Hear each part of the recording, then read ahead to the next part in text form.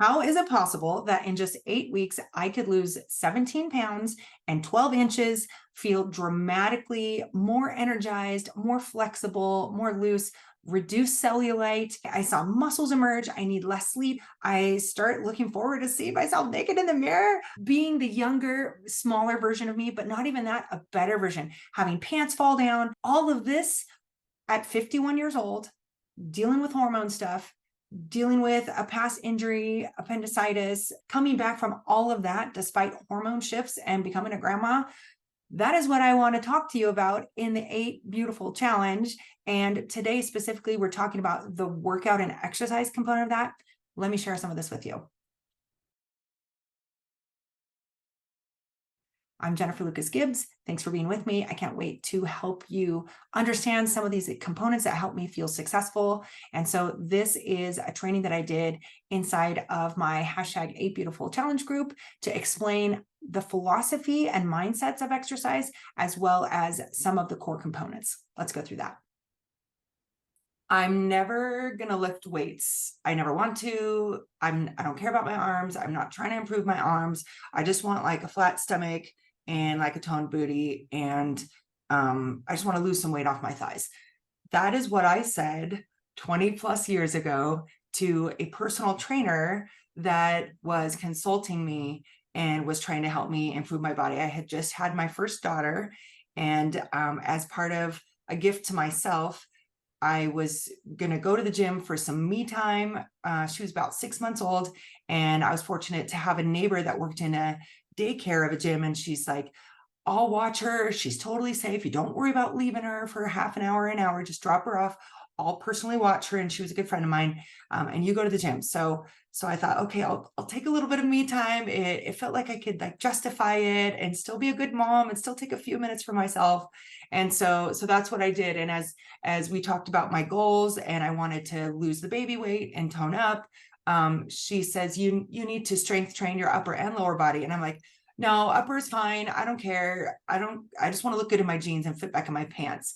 And so I began what was my fitness journey 20 plus years ago, 28-ish years ago, very much as a novice, thinking weight training doesn't matter, strength training doesn't matter. I just want to kind of like tone up these certain areas or fix these certain areas. And so I had a lot of misconceptions about how the body works and what exercise does and how body composition changes from being more fat to more tone and more muscled and making the changes I wanted to make. I didn't have the knowledge or skills to make those changes. And so I've learned them along the way. Another scenario that happened, I remember this moment specifically. I remember I was living in the first house that we bought in a not too fancy neighborhood. And I was sitting in a chair that was a hand-me-down from my father's grandmother. And it had like a fold-up table arm that was carved wood. It was like 70s old. And it had like this ruby red corduroy that had worn all the way through on the arms. And I remember sitting there and then our futon, our black metal futon was like next to it. This was our very first, like just getting started house. I had 2 small little kiddos. My girls are 18 months apart and a baby and a toddler. And I just remember sitting in this chair and thinking, I should exercise. When's the last time that I exercised? And I thought about it and I couldn't, like, was it last month? Was it in the last 3 months? Like, I couldn't remember in a year the last time I had exercised. And I was like, oh, I think that's probably not healthy. I just remember being surprised, like all this time had passed and I hadn't exercised and I should probably do something and like take care of myself. And it really came from a space of, I should do this. We all feel this internal stewardship that we have this beautiful, amazing body and we should care for it, right? And we should do right by this gift that we're given. And so there should be a little bit of scratchiness if we're not taking care of our body, like it should prick our conscience, right? But it shouldn't be something that weighs us down and is heavy and makes us feel bad all the time, because I believe that part of our purpose in life is to experience joy and to help others experience joy. And our body is created, especially women, with a particular propensity for experiencing joy and pleasure in our body. We have an organ that helps us do that men don't even have, right? And so we should enjoy having a body. It should make us feel happy and good. And so I want to approach this conversation about exercise, and I'll tie in a little bit about hydration because they correlate a lot in my mind. I want to frame it in the idea of helping you look for and notice joy in your body, instead of just being like, I have to check this box, I have to do all these things, I have to get through my day, or else I'm a failure, or I'm a bad steward, or I'm whatever. You know, we as women, we weigh ourselves down with all the things that we should do to be proper and good and perfect. Where we could do all of those things just in the anticipation of experiencing joy. And I now that I'm on the other side of going from 0 exercise in a year to where if I miss a day and I don't exercise, now I feel that prick of something's off, something's not quite right. Like I enjoy moving my body. I enjoy stretching it. I enjoy feeling strong. I enjoy feeling circulation. I enjoy sweating. I enjoy the mood boost that comes from the dopamine from exercising, and all these things. They really do start to become addictive in a positive way, but not until you get through the I should do it and going through the change of good. Object to rest stays at rest unless it's acted on by a greater force, right? That's a lesson that we can learn from physics that applies to our bodies. And so that is where you can experience momentum in your own physical self, as well as just seeing it happen in the scientific world as a concept, right? That, you know, I don't know who studies physics here, but I mean, that's not where we're thinking about things all day, but we are thinking about our body all day, right? And so, so I want to help you experience. I want to help you over these coming weeks experience exercise as something you look forward to as a part of your life and a part of your identity, because true transformation is a shift that holds. I'll say this again: transformation is a shift that holds, to where if you lose 30 pounds and then 5 months later you found them again, that's not a transformation. It's a temporary shift, right? And your subconscious and everything wants to pull you back to where you were. And so I want to help you experience a change in who you believe you are and how you see yourself, so that the shift holds. So we can stop struggle, we can stop trying and battling, and that's the biggest gift that I've given myself in the life-changing multi-week challenge that I took on, is that there's a new normal for me, and I want there to be a new easy automatic normal for you.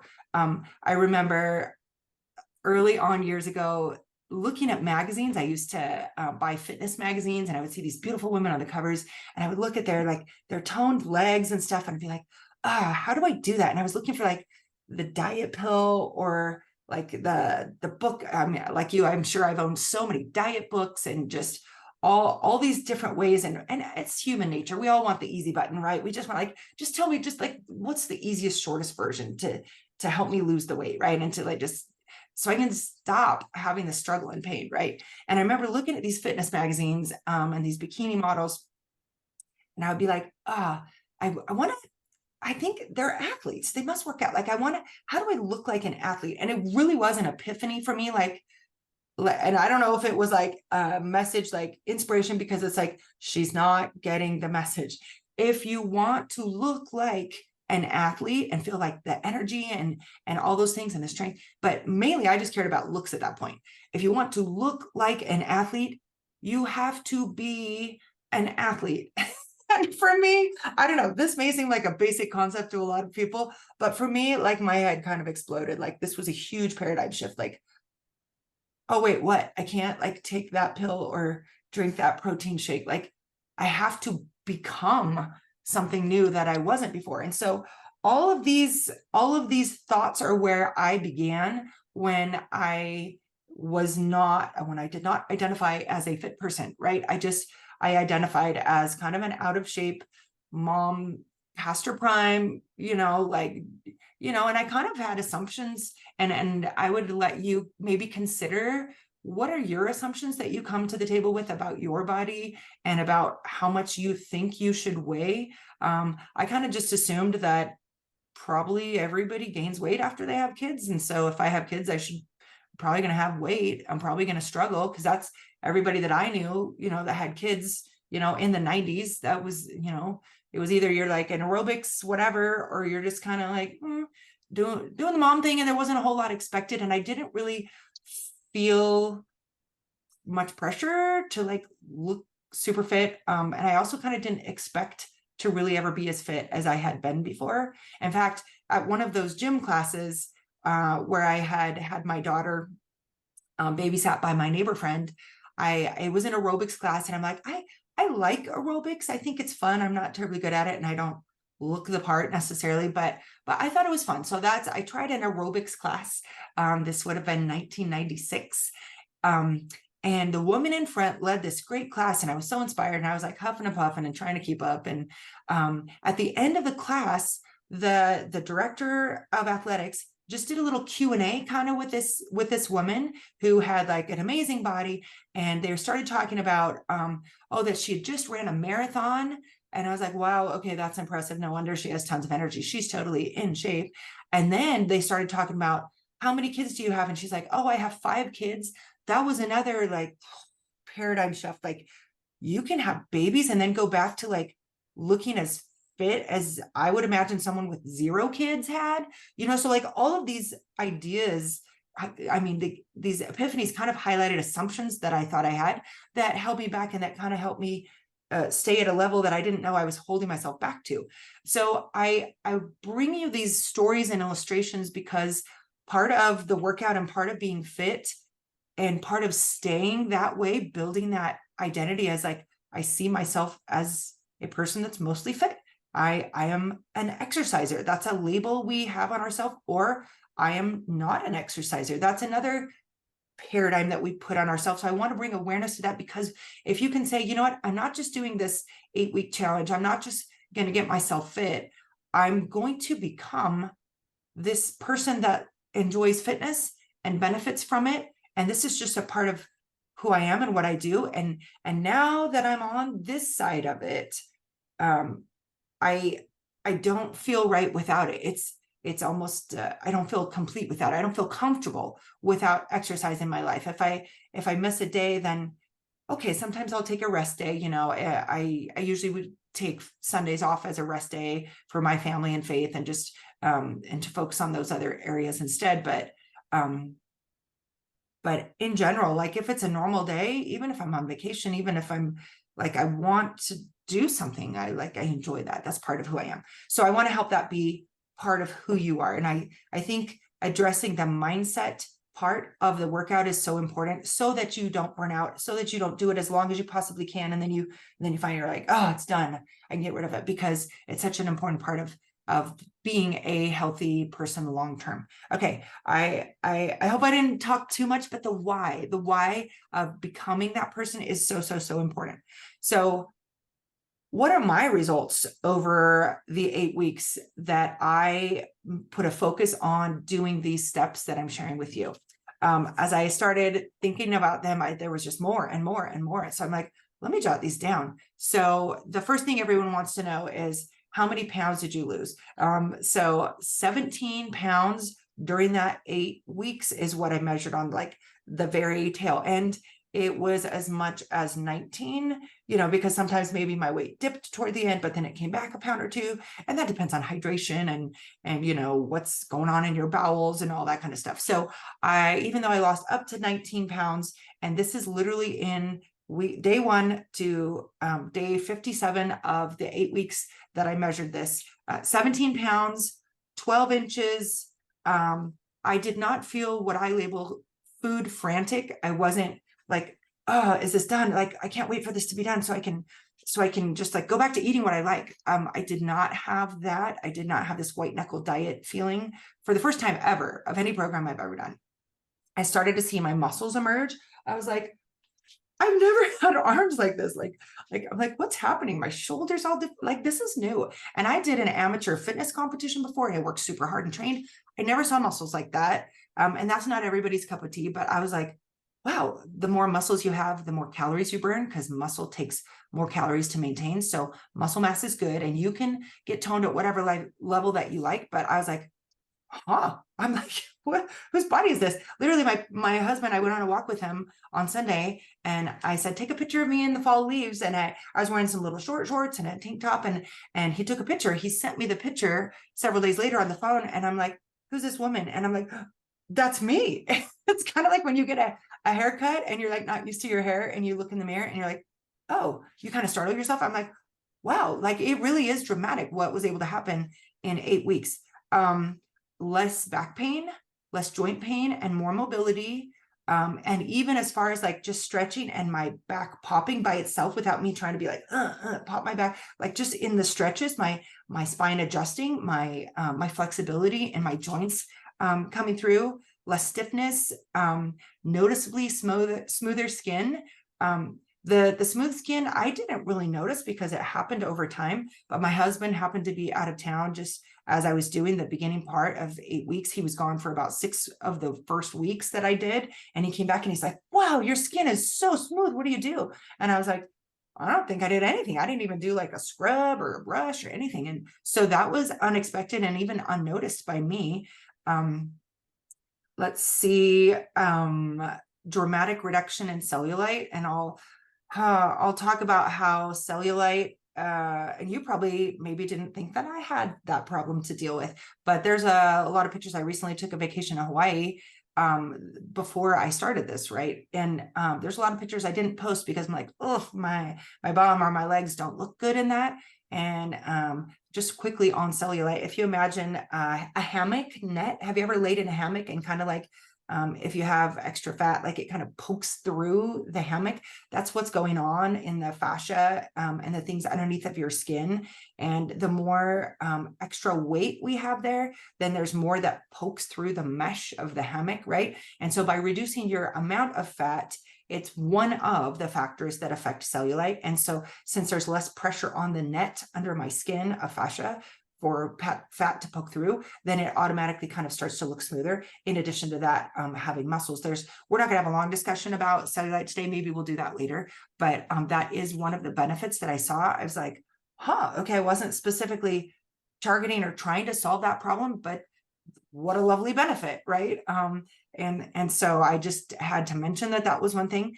And I will say, increased desire of wanting to look at myself naked in the mirror. So this is funny, but we're all friends here. We're all gals. And it's like when you feel off track and you don't love your body, you don't want to see that image reflected back to you.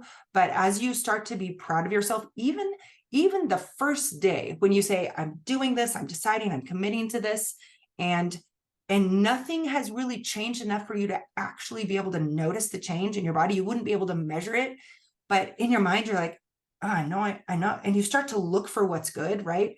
So that's a piece of it, that subjective beauty that I'll talk more about later, but just in the attitude of how you look at yourself with pride. But more than that, I started to look forward to let me take that selfie. Let me make that muscle. Let me see, how do we look in the back, right? Like looking in that rear view mirror, right? In the full length mirror and just being like, huh, I think I like it. Actually, it's been a long time since I like looking at my booty and legs in the mirror on the backside, right? So that was an unexpected benefit. Having to go on the top shelf in my closet for boxes of smaller sizes that I had stored away. You know how it's like you gain a little bit of weight and then you're like, oh, I'll just buy the next size, but I'm sure I'll fit back in these soon. I'll do a plan. And so you have your favorite things. They're smaller size, but you really can't fit, right? So I'm just like everybody else. I have boxes, and I literally had a box like small size pants, and it was up in the far corner of my closet. And I'm like, periodically I would clear out my closet and I would be like, can I try these on? Nope, I can't even pull these pants up past mid-thigh, right? But I couldn't lose hope that maybe one day I would be able to. And so I would keep them. But now it's to the point where my size has shrunk, and my underwear are falling down. My slips are falling down when I put on a dress and I put on a slip. And I'm like, what's happening? Like there's extra fabric everywhere. I put on my jammies and my husband last night was like, you look like a pachyderm. That's like an elephant. You know how elephants have all that skin, like, right? And just like it's baggy. And I'm like, yeah, I think I have to buy new pajamas. And these were like knit pajamas that I've worn for probably too long. I probably should have bought new jammies anyway, but I have to go back and find things and like even fitness leggings that I bought and clothes that I never wore because I bought them like, oh, I'll just lose 2 pounds and then I think it'll look, and now they're like too loose. And I'm like, what is happening? And so I found what's working for me. And my goal is whatever your eating plan is, I'll share mine in detail in another video. But whatever you find, I want you to just be so like dumbfounded with the changes in your body because it can happen faster than you think. And that's a paradigm I want you open to, is a dramatic shift in my body composition can happen faster and easier than I think.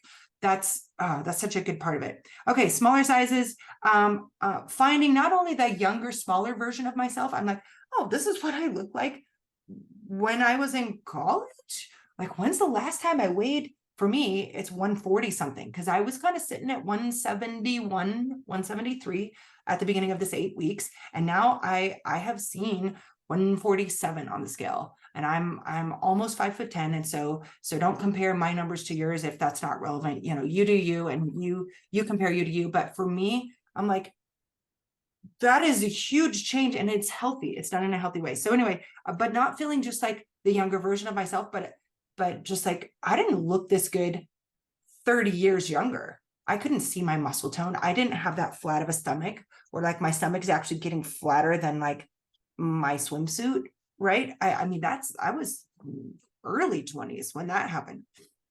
So anyway, all of this despite having hormone shifts, being 51 years old, becoming a grandma. I lost a significant amount of muscle mass about 2 to 3 years ago when I had appendicitis, and that just laid me out for about 8 weeks to recover. I wasn't even, maybe 10 weeks. I couldn't exercise at all, even though I had good habits. It was like hard stop. Just as I was coming back from that, I contracted an illness that left me in bed for 12 days straight.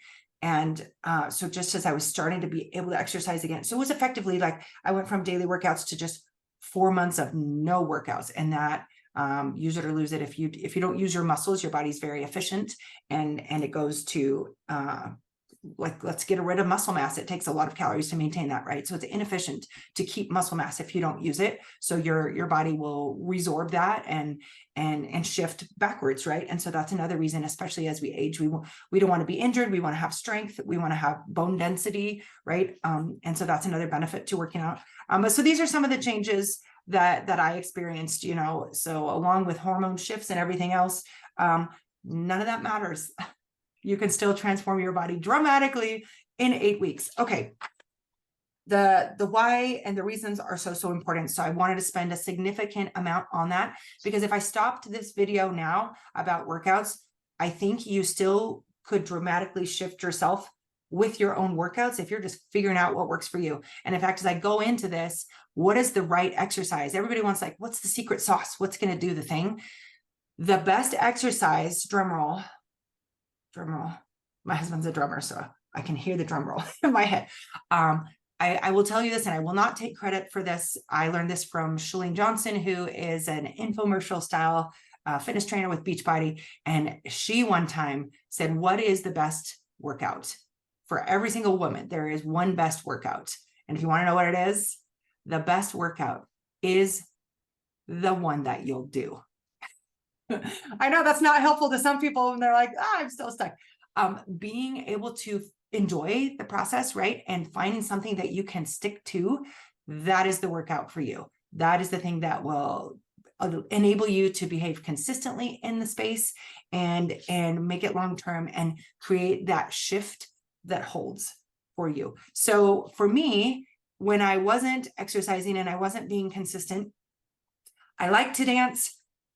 I think I mentioned I'm almost 5'10". I got tall really fast. I was uncoordinated for like till my mid-20s. I would like smack my hip on a door frame or a doorknob when I'd walk through because I wasn't used to having like these hips. I was so uncoordinated and I couldn't dance, but I always really wanted to. So I started going to Zumba class, and I would go in the back, and some of my Zumba gals are in this program with us, and so much love to you. But I couldn't dance very good, but I wanted to, but I liked the music. And so I would just go and I would be uncoordinated. And I literally did not get any kind of coordination until my late 30s.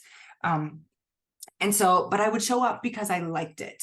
And I would just go because I liked it. And as I did this exercise that I liked, I didn't realize it at the time, but when you move, and I would encourage you to find some kind of dance fitness or some kind of group fitness, maybe where there's an energy in the room that you can partake in, and a variety of exercises that you maybe wouldn't have thought of. You know, we always do our best job, and our best thinking has gotten us where we are, right? And within workouts included. And so go somewhere where you're exposed to new kinds of movement and new ways of moving your body around in space. So I went to these dance classes, and when you're doing things across your body, like reach this way, or step this way, and step over the front line of your body, and then step over, you know, so kind of like just these different things where you cross the midline of your body, you actually are creating new pathways in your brain, and you're knitting your internal communication systems together in your brain in a new way. And so I became coordinated by going to Zumba, even though I did it very badly. And at one point I came home, and I got this desire to learn to be an instructor.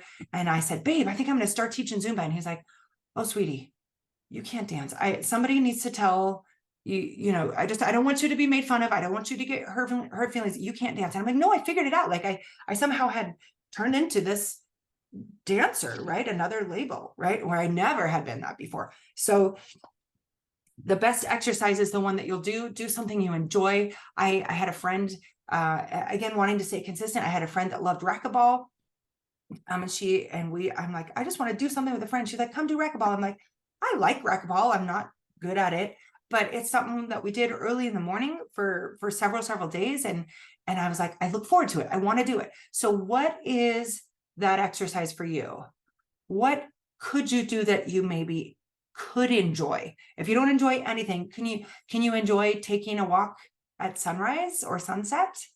For me, just the other day, I've been doing a lot of workouts outside as part of my program that I'm doing right now. And this time of year, the leaves are on the ground, and it's fall, and it's really wonderful to be able to crunch on the leaves. That brings me joy. That makes my walk more than just a walk. It's a chance to look at colors and just like the crunch. I don't know. That's so satisfying. Maybe if I'm crunching on food, I eat less.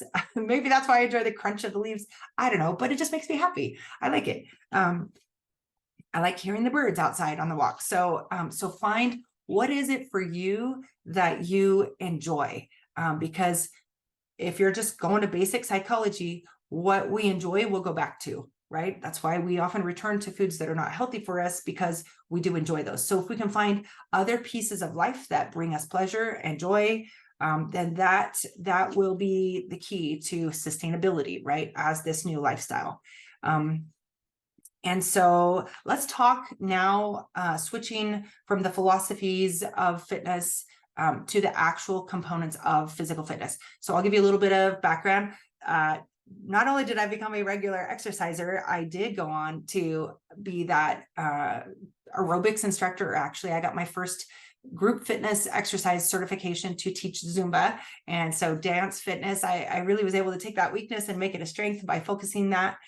So I am an AFAA certified group fitness instructor. After becoming Zumba certified, I went in to achieve a total of 11 certifications, many of them I would say 2/3 of them in dance fitness, but then also things like PiYo, which is a Pilates yoga flow, Insanity, which is a very high intensity, high cardio, body weight strength. So I know a significant amount about exercise. And then from my own background, since high school, I've enjoyed strength training. I wasn't consistent with it, but I knew a lot about it, and I chose to learn about it and read about it. And so I would encourage you, as part of your reading each day during this hashtag 8 Beautiful challenge, to maybe we're not just only doing mindset stuff. Maybe you're going to do some body set stuff. Maybe you're going to pick up a book on how to exercise and learn about interval training or proper form for strength training, so that you can start to see that shape that you want emerge. I would invite you to learn about those areas. Especially as women, we're not usually, people don't put that on a radar, but I would say what you focus on expands, right? So if you want your fitness level to expand and your fitness knowledge to expand and becoming more of that exerciser, seek out information. And it's really cool to know how this amazing body of ours functions and all the things it does. I was blown away at some of the things I learned reading this thick fitness certification book to pass my test to get certified, because I was like, wow, I didn't realize that my body is doing all these cool things. For example, when you go into a state of high cardio as you interval train, so there's, let's talk about the 3 components of fitness. That's strength, cardiovascular, and flexibility. So we want to address each of those. And if you're addressing each of those as you work out, then you're considered a well-rounded and healthy individual. If you just pump weights all the time, but you never do cardio and you never stretch, you're probably going to pull something. And in fact, we see that with these big old beefcakes, and they go around and then they tear their bicep away from their shoulder, right? Because they're not flexible. Or you can do all this, cardio, but then you can hurt your back because you haven't done strength. Right. And so to be very well functioning as a human walking around in this body, you want all 3 components. So let's start with cardio, because a lot of people think of fitness as cardio. So there's a couple of different things that our body does. And I'm transitioning from this cool thing that your body does that I didn't know it did. So when you do cardiovascular exercise, which is cardio is heart. And so you're increasing your heart rate by putting kind of a stress, a good kind of stress on your body. So you're making your heart beat faster because you're walking up a hill, or you're walking faster, or you're running or doing jumping jacks or whatever it is. So it's that when your heart rate increases, you need more oxygen, so you breathe faster. So that's what cardio is. If cardio is very new to you, cardio is just the general term for doing anything that makes your heart beat faster, makes you sweat a little bit because you have to cool yourself down so your brain doesn't overheat. All these are what makes cardio be a type of fitness. And so when you start doing exercise that is cardio, that makes your heart beat faster and makes you sweat a little bit more and makes you breathe heavier, your body says, oh, well, if we have to do that, then we want to do it more efficiently next time. We want you to be able to cool yourself off and sweat faster next time. So we're gonna, body talking to self, we're going to build new pathways. We're going to build new blood vessels. We're going to build new capillaries to all the parts of the body, so oxygen and energy can flow there faster. So you'll notice that's why you feel you have more endurance if you consistently do exercise daily, because your body is literally transforming your physical self so that it can be easier. How wonderful is it that we have this amazing body that will quickly adapt so that what we're trying to do is more easy and more comfortable, right? We are poised for growth in a beautiful way, but we get to be the ones that have agency to decide what kind of body we're creating, right? And so when you do cardio, you will quickly build new capillaries and blood vessels. And I was like, I did not know this was happening. I just thought I was burning fat. No, there's other stuff happening too to make you feel good and better. And so that's awesome. So that's cardio.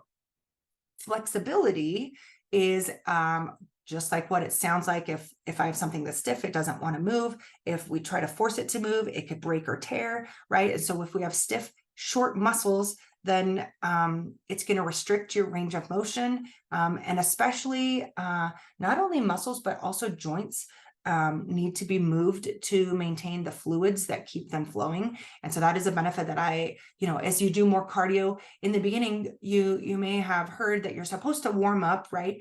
And so we all kind of know that we should, but I didn't, when my education was limited, I didn't understand why it's important to warm up. You don't want to go from 0 to like hurting yourself, but I didn't understand what happened. Once you start in the first couple of minutes of exercise, your body sends signals, like chemical signals, hormonal signals, to like, hey, we're doing this. Okay, let's make it as good and easy as possible. Let's lube the joints. So there literally is something called synovial fluid that once you begin exercising, it goes to your joints and it kind of lubes them up so that they can move better and faster. And so you won't hurt yourself as you're doing this exercise. And as you cool down, your body starts to kind of reduce kind of those things that you don't need floating around in your bloodstream. And then you don't want all the blood to just pool in your body, and that can create some problems. So you want to like warm up and cool down.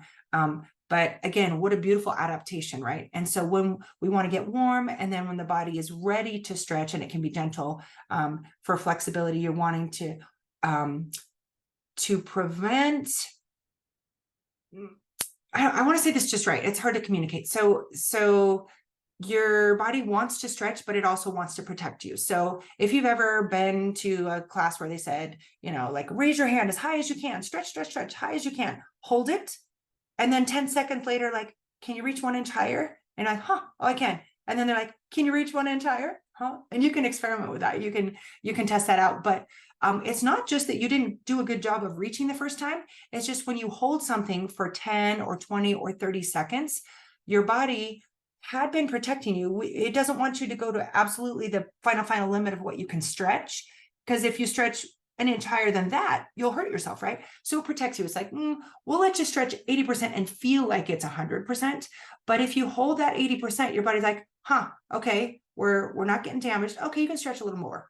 Okay, you can stretch a little more. So holding stretches, 10, 20, 30 seconds, will increase your flexibility, especially if over time you're sending the message to your body, like, it's safe to stretch this far, and we can stretch a little bit further. And then maybe tomorrow we can stretch this far, maybe a little bit further. So that flexibility piece is part of it. Now let's go to strength. Strength is one of my favorites because when we talk about women feeling empowered, I don't, it breaks my heart to see women post these empowered memes, you know, on social media. And I'm like, yes, I know you want to be empowered, but you're not taking that all the way into your action. So I want you to not only feel empowered, I want you to be empowered in your physical body. And it does make you feel powerful to have a strong body that you know you are the master of. That is powerful. I know I control me. My body, my cravings don't control me. My body's not in charge. I am the master of me. And that feels good to say. And I want you to be able to say it and know it and mean it and feel it. I am the master of me. And if I say I'm going to lift this heavy thing today because I have a goal and I want to build muscle mass so that I can have more flexibility in my diet, right? Because if I have more muscle mass, I can buy myself another extra 100 or 200 calories versus if I was my same weight, but my body fat percentage was 10% more or whatever. So, so there's some side benefits to building your muscle mass besides just feeling strong, looking strong. And I remember in 9th grade, going back to a story, a history, right? History. I remember trying on swimming suits in 9th grade, and I had, it was a one piece, and it was blue. It was like aqua blue with black polka dots in the front, and the back was black. And then there was this kind of a tie corset that was black. So it made me look kind of hourglassy, if you can imagine that. So I put it on, I'm like, oh, I think it looks pretty flattering, right? That was the goal, is to look flattering. That implies that maybe I don't like how I look, but if I do this, I like it better, right? It's flattering. It makes me look more like what I think I should look like. But that was my language to myself then. But I looked at my legs and I was like, I don't like, I think my legs are kind of too fat. Like, I think I need to lose like 2 or 3 pounds. And now as grown women, I mean, who would love to need to lose 2 pounds to feel like they were their ideal, right? Like, that'd be amazing. In fact, I think it's Mean Girls. If you walk and she's like, I need to lose 3 pounds. And I remember watching that and being like, make me gag. Like, I wish, right? But anyway, so I was looking at myself and I was like, I need to lose some pounds. I think I have too much fatness, right? That was my thought process, what I thought was right. And then I remember having a pair of jeans, and I would bend my leg, and I remember thinking, it looks like a fat sausage, kind of. It looks like somebody shoved something in there, and it's just not, it doesn't look like a good leg. And I was like so immature. I didn't know how to think about it other way, but I don't want to have like a fat sausage leg. I want to have like a good leg.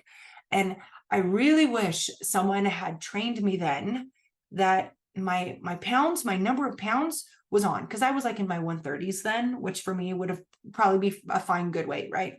But it was just, I needed to be a little bit more toned, but I didn't know and understand that.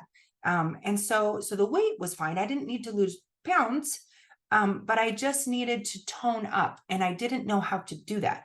And so how you do that is you increase the muscle mass, and you do that by challenging the muscle, by giving it something to have to, a reason to need to adapt.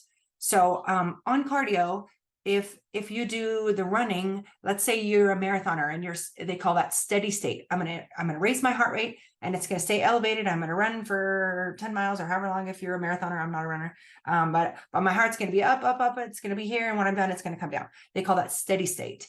And so your body's like, okay, we're gonna burn some calories, but we're gonna be efficient. So in case you have to run for miles and miles and miles, then you can keep having energy to do that. So it'll kind of actually tend to hold on to some fat, so that you have energy to get to the journey, because your body doesn't know how far you're going to run, right? I contrast that to interval training, where you're like, I'm going to push myself hard to my limit for just 30 seconds maybe, and then I'm going to walk. And maybe I'm going to sprint for 30 seconds, and then I'm going to walk for a minute. And so you're doing this up and down and thing. And then your body's like, hey, in case you need to sprint again, we don't know why you're sprinting. Maybe you're running away from a tiger. Maybe you have to survive. So if you're doing intervals, you're teaching your body, hey, be able to grab that fat energy and use it real quick, or whatever the energy is in your muscles, glycogen and everything else, in case you need to do it. So interval training actually will teach your body to build those pathways and grab onto that energy and burn it quicker than steady state, right? So think of the same thing when you're building your muscle mass. If you challenge yourself, if you just do what's comfortable, like I can do 10 knee push-ups, okay, and I can do 10 knee push-ups tomorrow. If we never push beyond that, then maybe it'll get good and comfortable, and our body will adapt to the 10 push-ups.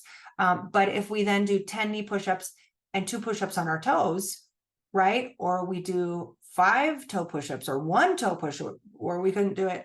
And you can do a wall push-up if you can't do a push-up against all of the gravity of your body weight, right? So as we put additional healthy levels of stress on our muscles, we allow them the ability to expand and grow and to get strong, right? And so if we don't challenge ourselves, we don't open up that capacity to get stronger and better and more. And if what we want is a lean, healthy, strong, toned body indefinitely, right? We want the shift to hold, then we get the opportunity to choose if we want to make ourselves stronger or not.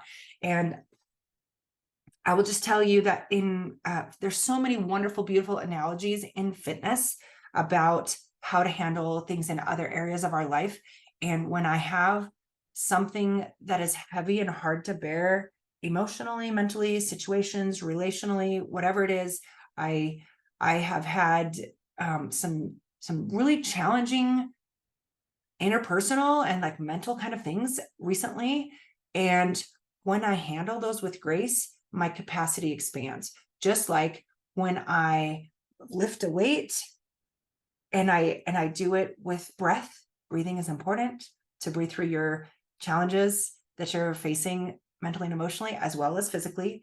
When I handle it with breath and patience, and I'm doing my very best I can, I'm showing up as good as I can, my capacity expands, just like my muscle increases its capacity to expand. So don't miss the beautiful life and personal development metaphors in exercise, because once you tune into them, they're everywhere. And it's so beautiful how our body is a training ground for our mind. But on strength, you want to be safe. You want to challenge yourself enough to feel like, okay, I'm doing some work, I'm doing some good things here, but I don't want to damage my body, right? And so we're going to be patient. We're going to do something till it feels not as challenging. And then if we choose, we can increase our capacity. And you might just be shocked how much you can handle, more than you thought, physically and mentally.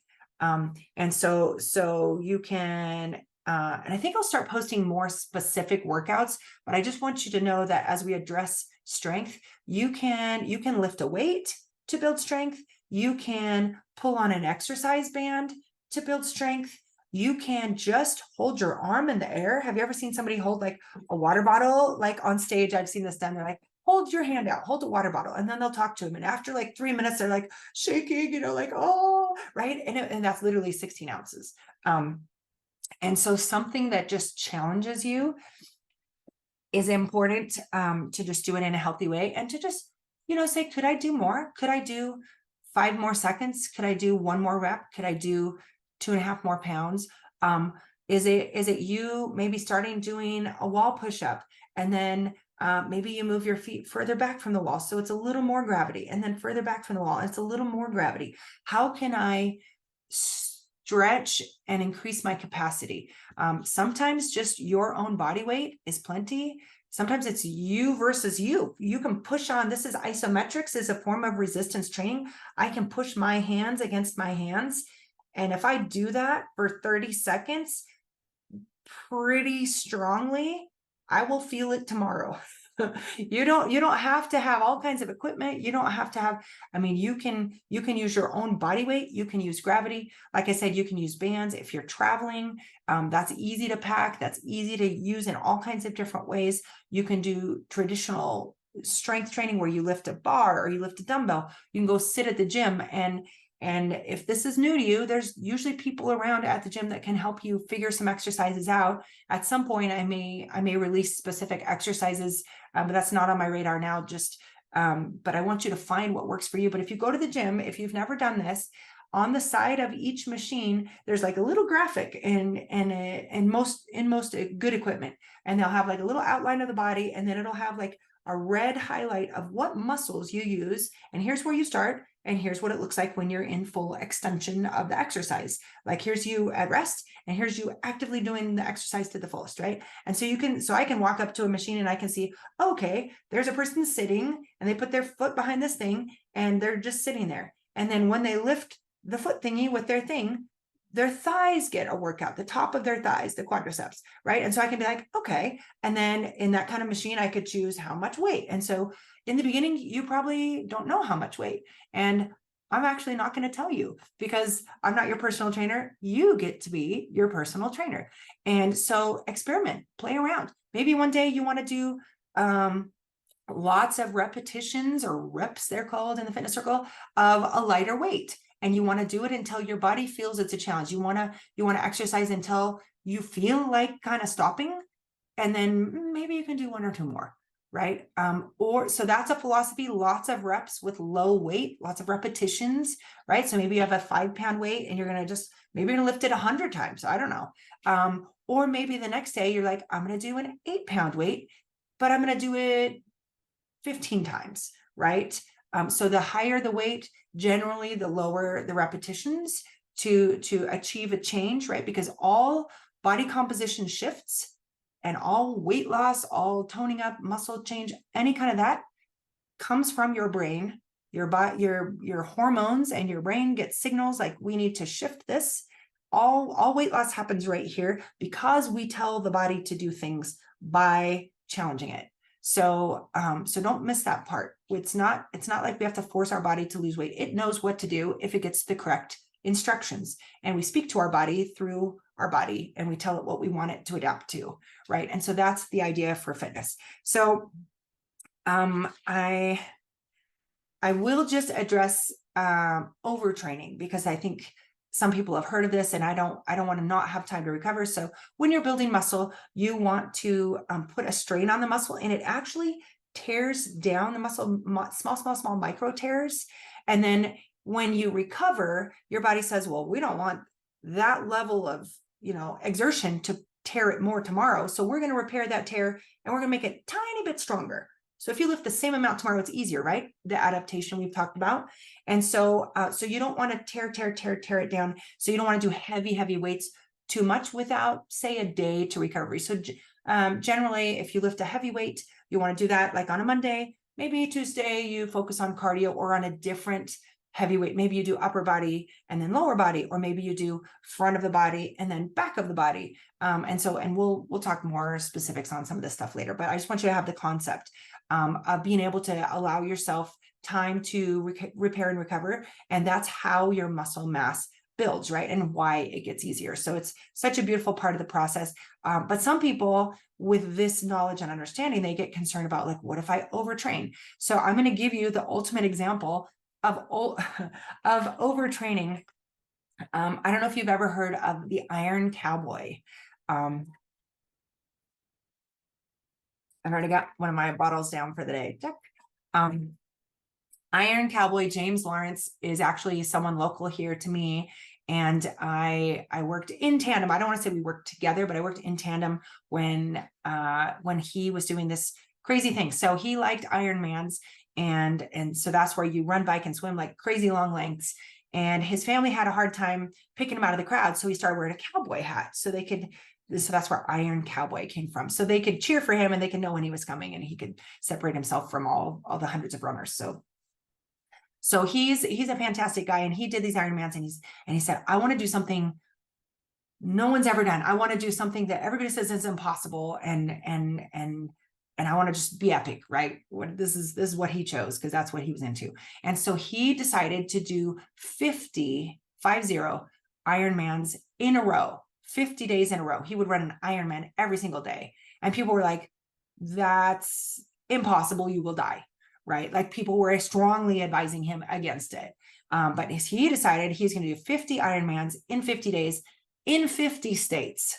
He just was all out for epic. And they set the whole thing up. They prepped for the year. He was training, but how do you train for 50 Ironmans in a row? You can't possibly rehearse that, right? That's just crazy. So anyway, he did this, and he has a book that's amazing. So if you want to build mental toughness around physical exercise, incredible story. But he talks about obstacles he hit mentally, a weekend, I think it was 17 days in, all of his toenails started falling off from running and from shoes. And he was like, I don't know if I can do this. And he was like, he would do his thing. He would fall asleep in the camper. They would drive to the next state. He had massage therapists. He had IVs. He had like incredible nutrition. Like he had a whole team supporting him.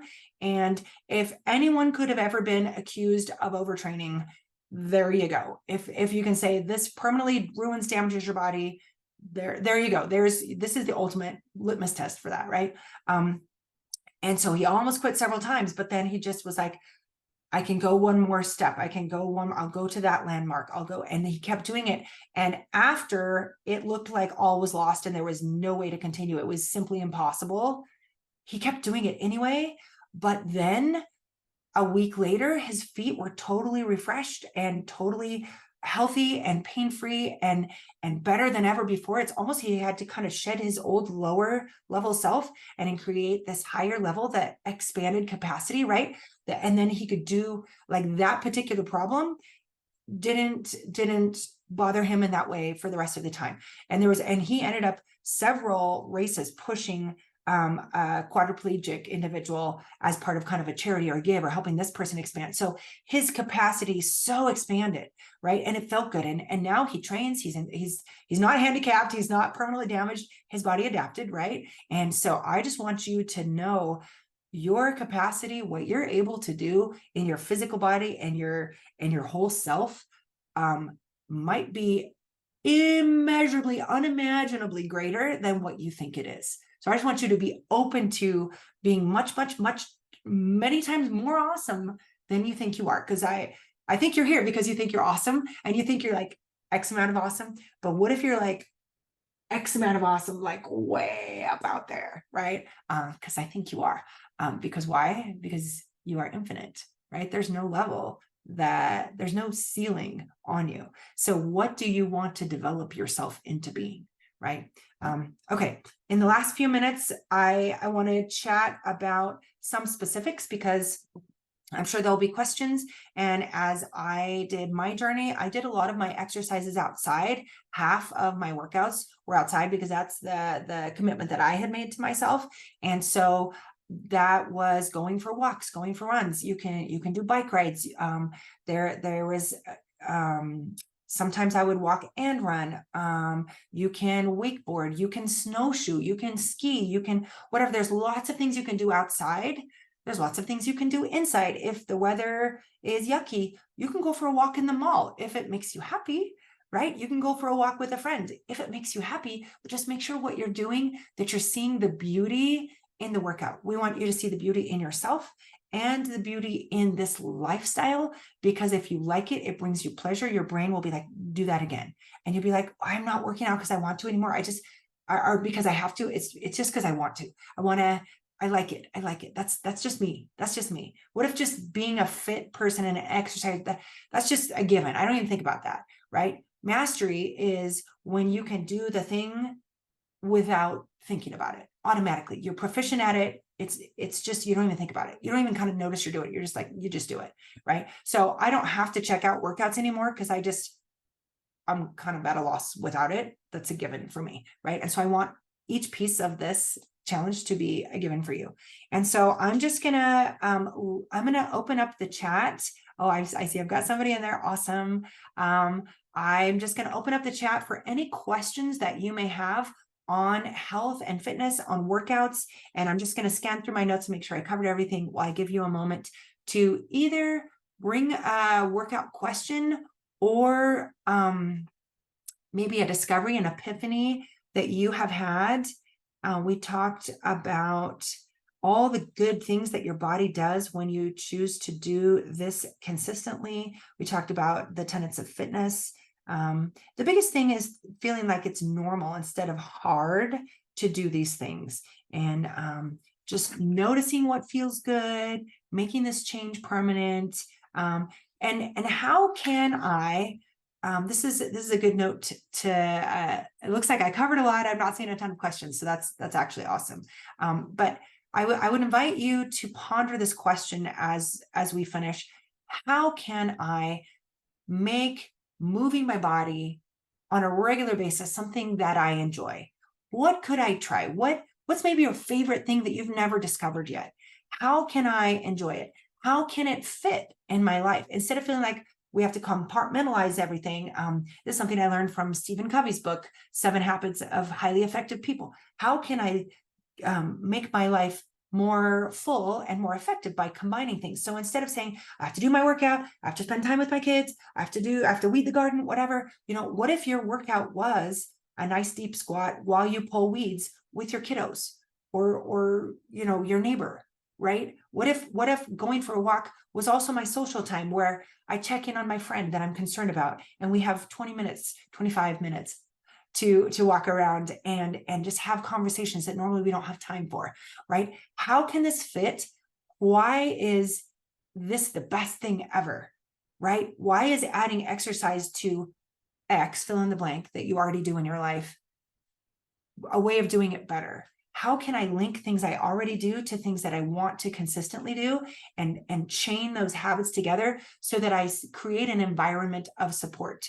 That's one of the things that they found in studies that is the most important in determining factors of success with people hitting goals. Does your environment support you? Is there healthy things that you can grab in your pantry at a moment's notice? Do you have comfy workout shoes? Do you have a cute workout outfit that you're like, oh, I can't wait to put that on, right? Give yourself a non-food reward. Give yourself, say, a milestone. Maybe if I exercise for 10 days in a row, because I'm on the full version, I'm going to go buy myself a cute pair of workout socks, right? We don't have to spend a ton of money, but bring some new and fresh and exciting into your workout space. That's one reason that I actually enjoy exercise too, is because over time I've accumulated some workout clothing that I look forward to putting on. I'm like, I like how I look in that, or I like that fit, or I like that color, right? Or my waist looks small when I wear this, and I like it, right? And I get excited to go into the drawer where I grab my workout stuff. And I've created an environment. I have like a certain, I'll tell you, I have a drawer for my little workout undies, and then I have like other undies, and then I have a drawer for all my leggings, and I roll them up in a certain way so I can see it. So it kind of looks like a department store. And then I have my tanks over here, and I fold them in thirds, and then I roll them up so I can see at a glance like all my little rows of tanks, like it's Victoria's Secret. And I pull out the little underwear drawer, I have their fancy little whatever. So find things that make you happy and excited to start into fitness. We're trying to get you, if you're stuck, we're trying to get you into momentum, get you into motion, because an object in motion stays in motion, right?